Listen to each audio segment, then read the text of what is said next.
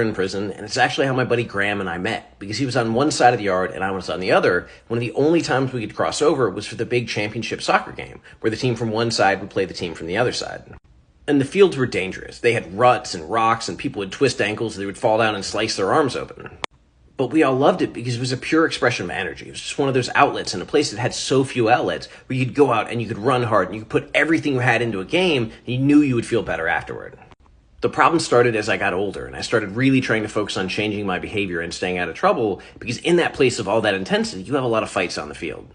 And as that started happening more and more, and certain individuals and groups or alliances started taking advantage of it, I realized it was a situation I had to walk away from.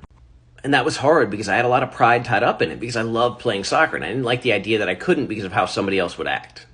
But what I realized was that if I wanted to get out of prison and be successful, I had to let go of those old ideas. I had to swallow my pride and be willing to do things differently, even if it meant losing something I cared about.